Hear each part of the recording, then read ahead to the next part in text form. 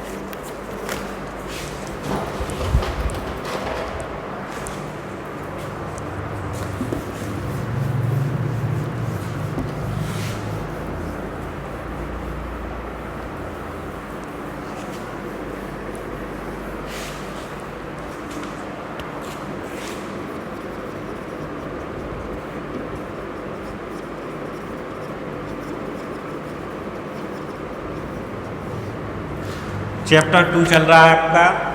हमने पहले ही बताया था ये चैप्टर थोड़ा लेंदी है, ज़्यादा लंबा है, इसलिए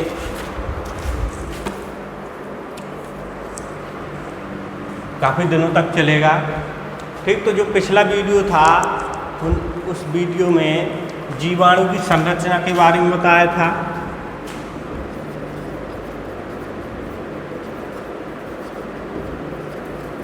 जीवाणु की संरचना के बारे में बताया था।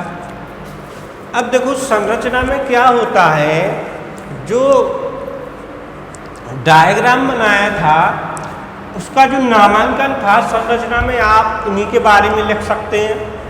ठीक, पहले स्लाइम परत, स्लाइम लेयर, जो सबसे बाहरी आवरण होता है वो स्लाइम लेयर होता है। इसके बाद जो उसके मध्य की परत होती है जीवद्रव कला, फिर उसके सबसे अंदर की जो परत होती है वो परत होती है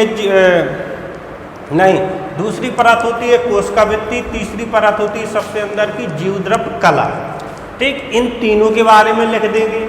देखो अगर पेपर में जीवाणु की संरचना का सचित्र वर्णन कीजिए ऐसा आता है तो आप चित्र भी बनाएंगे, उससे संबंधित जो उसके ऑर्गन से भाग है उनके बारे में भी लिखेंगे।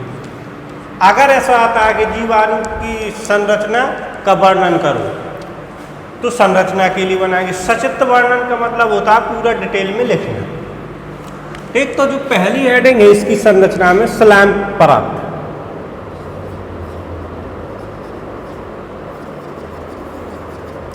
स्लाइम लेयर, हिंदी में भी लिख सकते इसको स्लाइम परत। तो ये सबसे बाहरी परत होती है। अगर जैसे जीवाणु कोशिका होती है उसमें जो सबसे बाहर की स्किन होती है, जैसे हम लोगों में जो बाहर की स्किन होती है ये जो दिख जाती है ये होती है स्लाइम लेयर। इसमें लिखना है जीवाणु की संरचना में सबसे बाहरी परत, जीवाणु की संरचना में सबसे बाहरी परत स्लाइम परत होती है या स्लाइम लेयर होती है, कुछ भी लिख लेना। ठीक, यह पॉलीसैकेराइड की बनी होती है, ये लिख लेना, यह पॉलीसैकेराइड की बनी होती है। पॉलीसैकेराइड क्या होता है? वसा होती है ये। ठीक, जिसको फैट बोलते हैं। यह पॉलीसैकेराइड की बनी होती है।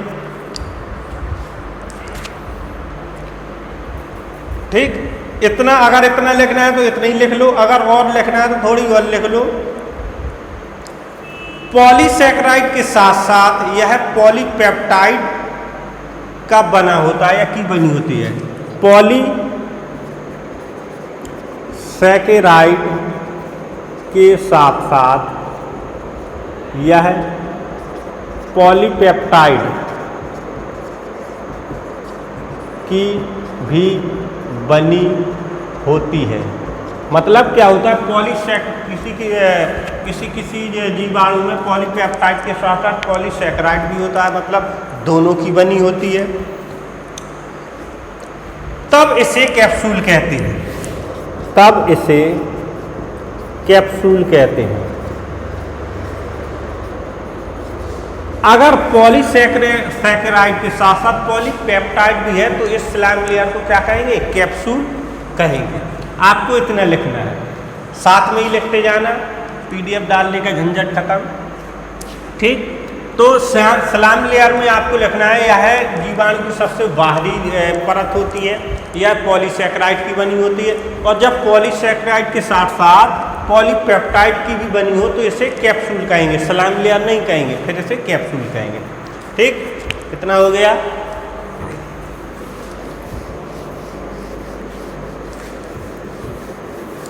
इसके बाद नेक्स्ट जो आती है कोशिका भित्ति। दूसरे नंबर में लिखना है कोशिका भित्ति। मतलब क्या होता है, जो सबसे बाहरी परत होती है और सबसे आंतरिक परत, इसके और इसके बीच में जो परत होती है वो होती है कोशिका भित्ति, सेल वाल जिसको बोलते हैं। इसको लिख लेंगे सेल वाल। ठीक, इसमें लिखना है जीवाणुओं की कोशिका भित्ति पेप्टाइडोग्लाइकॉन की बनी होती है। जीवाणुओं की कोशिका भित्ति पेप्टाइडोग्लाइकॉन की बनी होती है। पेप्टाइडोग्लाइकॉन की बनी होती है। इसमें इतना ही लिखना है, मतलब जो बीच की लेयर होती है बाहरी और आंतरिक के बीच में जो ये होती है पेप्टाइडोग्लाइकॉन की बनी होती है। ठीक, इसके बाद नेक्स्ट है जीवद्रव कला, प्लाज्मा मेम्ब्रेन। जीवद्रव कला सबसे आंतरिक परत होती है, इसे जीवद्रव कला कहते हैं, क्योंकि इसके बाद ही जीवद्रव स्टार्ट हो जाता है। जो जीवाणु के अंदर जीवद्रव होता है, इसके जस्ट बाद जीवद्रव होता है, उसी में उसके अंगक होते हैं। ठीक, तो इसमें लिखना है जीवद्रव कला प्रोटीन व लिपिड की बनी होती है। जीवद्रव कला प्रोटीन व लिपिड की बनी होती है। प्रोटीन व लिपिड की बनी होती है। यह एक अर्धपारगम झिल्ली का कार्य करती है। यह एक अर्धपारगम झिल्ली का कार्य करती है। अर्धपारगम झिल्ली क्या होती है, जो जीवद्रव कला में जो पदार्थ भरे रहते हैं उनको क्या करती है, एक लेयर से दूसरे लेयर तक पहुंचाती है। जीवद्रव कला क्या होती है, अर्धपारगम होती है, मतलब जो तरल पदार्थ हैं वो इसके जीवद्रव कला के उस साइड और इस साइड आ सकते हैं। ठीक, तो इतना हो गया। दूसरा है मीजोसोम, वो चौथा नंबर डालेंगे मीजोसोम।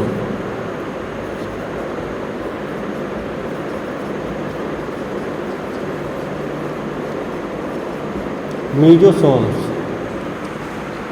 तो हमने आपको बताया था जो जीवाणु में ऐसा स्ट्रक्चर होता है उंगली के समान बीच में, ये कहलाता है मीजोसोम्स। अब आप जानते हैं, ये हमने पहले ही बता दिया था कि मीजोसोम का कार्य क्या होता है। ये माइटोकॉन्ड्रिया के समतुल्य होता है, माइटोकॉन्ड्रिया, क्योंकि जीवाणु में माइटोकॉन्ड्रिया तो होता नहीं, बाकी जो जंतु कोशिका होती है, पादप कोशिका होती है, उनमें माइटोकॉन्ड्रिया होती है, मीजोसोम्स नहीं होता है। एक मेन अंतर यही होता है जीवाणु और जंतु कोशिका या पादप कोशिका में। जीवाणु कोशिका में माइटोकॉन्ड्रिया नहीं होते हैं, जो झिल्ली युक्त कोशिकांग होते हैं। झिल्ली युक्त कोशिकांग क्या होते हैं? माइटोकॉन्ड्रिया, गाली कॉम्प्लेक्स, हरित लाभाग वगैरह वगैरह। तो ये झिल्ली युक्त कोशिकांग होते हैं, ये माइटोकॉन्ड्रिया जंतु कोशिका और पादप कोशिका में पाए जाते हैं। लेकिन जीवाणु कोशिका होती है उनमें ये नहीं पाए जाते, उनमें मीजोसोम्स होता है। तो देखो मीजोसोम्स का कार्य माइटोकॉन्ड्रिया के समतुल्य होता है। जो कार्य जंतु कोशिका या पादप कोशिका में माइटोकॉन्ड्रिया करती है, वही कार्य जीवाणु कोशिका में मीजोसोम्स करता है। मतलब कौन सा कार्य? ऊर्जा संबंधी जितनी भी क्रियाएं होती हैं जीवाणु में, ऊर्जा का स्टोर करना, ऊर्जा को उत्पन्न करना, चलने के लिए ऊर्जा प्रदान करना, ये सब का किसका कार्य होता है? मीजोसोम्स का कार्य होता है। और जंतु कोशिका और पादप कोशिका में क्या होता है? माइटोकॉन्ड्रिया ऊर्जा का केंद्र होता है। माइटोकॉन्ड्रिया को ऊर्जा का पावर हाउस बोलते हैं, पावर ग्रह। और जीवाणु कोशिका में मीजोसोम्स को ऊर्जा का पावर हाउस कहते हैं। तो इन दोनों को माइटोकॉन्ड्रिया और मीजोसोम एक दूसरे के समतुल्य होते हैं। इसमें लिखना है जीवाणु का मुख्य श्वसन अंग होता है मीजोसोम्स। जीवाणु का मुख्य श्वसन अंग होता है जो जंतु कोशिका या पादप कोशिका में पाए जाने वाले माइटोकॉन्ड्रिया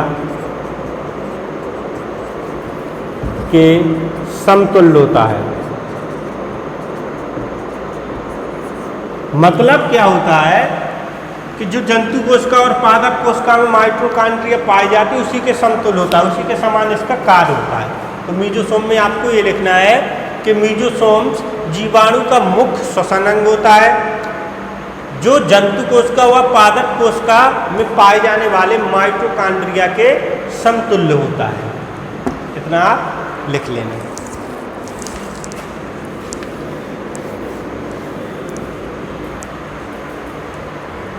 अब आते हैं राइबोसोम पर। 5वीं हेडिंग राइबोसोम।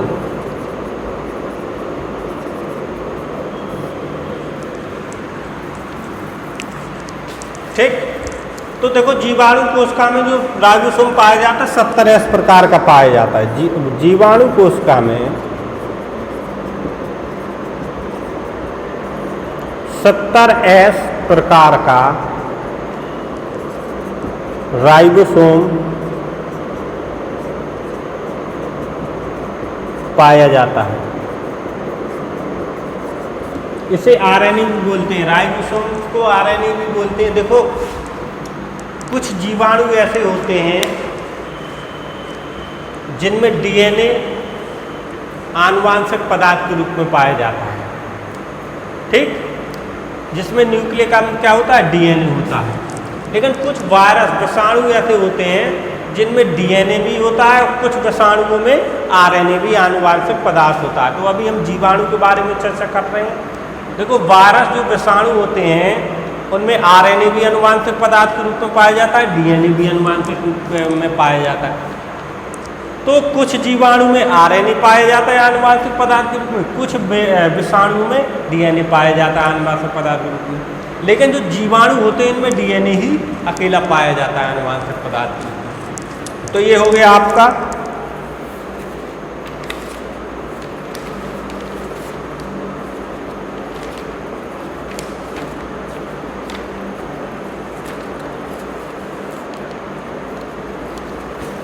अब नेक्स्ट हेडिंग डालेंगे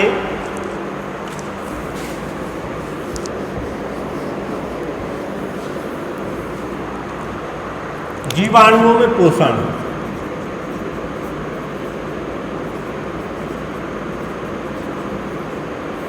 जीवाणुओं में पोषण किस प्रकार से होता है, कितने प्रकार से होता है, इसके बारे में चर्चा करेंगे। ठीक, तो इसमें लिखेंगे पोषण के आधार पर जीवाणुओं को 3 वर्गों में बांटा गया है। पोषण के आधार पर जीवाणुओं को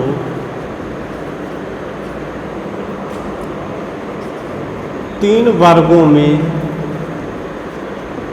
बांटा गया है।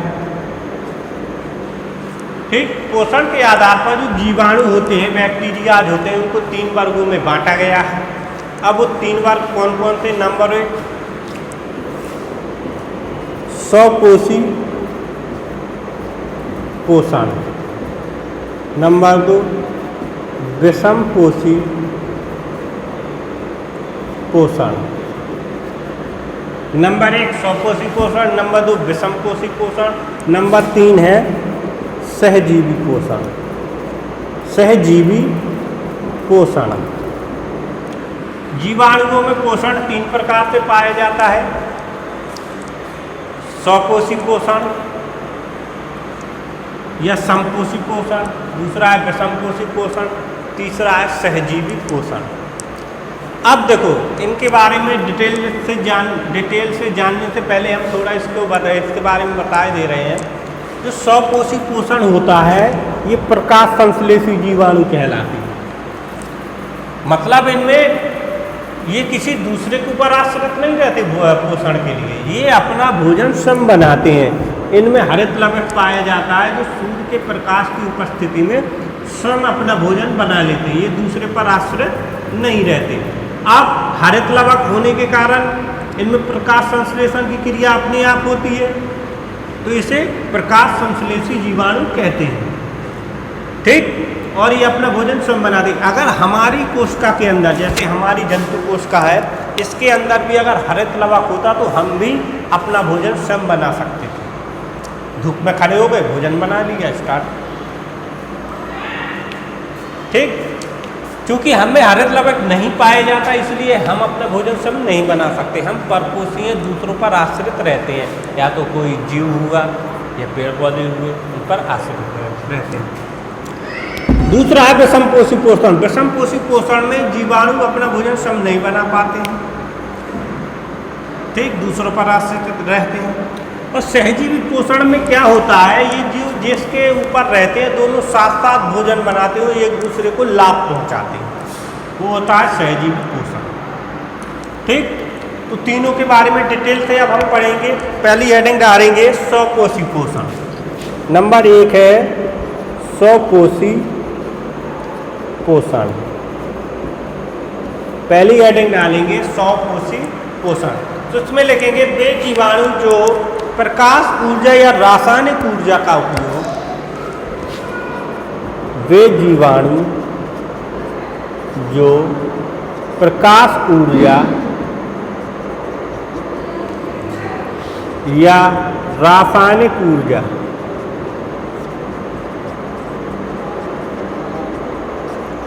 वे जीवाणु जो प्रकाश ऊर्जा या रासायनिक ऊर्जा का उपयोग करके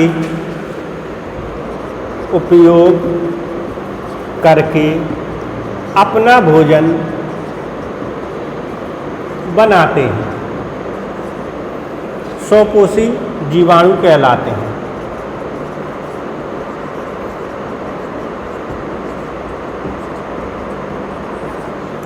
ठीक, तो वे जीवाणु जो प्रकाश ऊर्जा या रासायनिक ऊर्जा का उपयोग करके अपना भोजन स्वयं बनाते हैं, स्वकोषी जीवाणु कहलाते हैं। प्रकाश ऊर्जा से या किसी दूसरी रासायनिक ऊर्जा से अपना भोजन स्वयं बना लेते हैं, किसी चीज़ की आवश्यकता नहीं होती, किसी की आवश्यकता नहीं होती है, मतलब भी किसी पर निर्भर नहीं होते, डिपेंड नहीं होते, और अपना भोजन स्वयं बना लेते हैं। अब ये दो प्रकार के होते हैं, स्वकोषी जीवाणु कहलाते हैं। स्वकोषी जीवाणु को दो वर्गों में बांटा गया है, और लिख लेंगे स्वकोषी जीवाणु को दो वर्गों में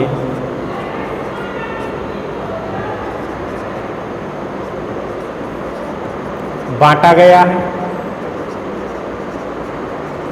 मतलब जो स्वकोषी जो होते हैं उनको दो वर्गों में बांटा गया। पहला वर्ग कौन सा है, दूसरा वर्ग कौन सा? तो पहला वर्ग होता है प्रकाश संश्लेषी जीवाणु, दूसरा होता है रसायन संश्लेषी जीवाणु। प्रकाश संश्लेषी जीवाणु दूसरा है रसायन संश्लेषी जीवाणु।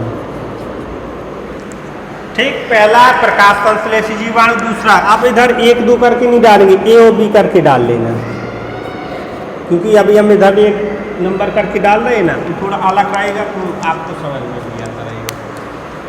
ठीक, तो जो स्वपोषी जीवाणु होते हैं या जिन जीवाणुओं में स्वपोषी पोषण होता है वो जीवाणु 2 प्रकार के होते हैं। तो प्रकाश संश्लेषी जीवाणु जो प्रकाश से अपना भोजन बनाते हैं, दूसरा रसायन संश्लेषी जीवाणु जो विभिन्न रासायनिक क्रियाओं द्वारा अपना भोजन बनाते हैं।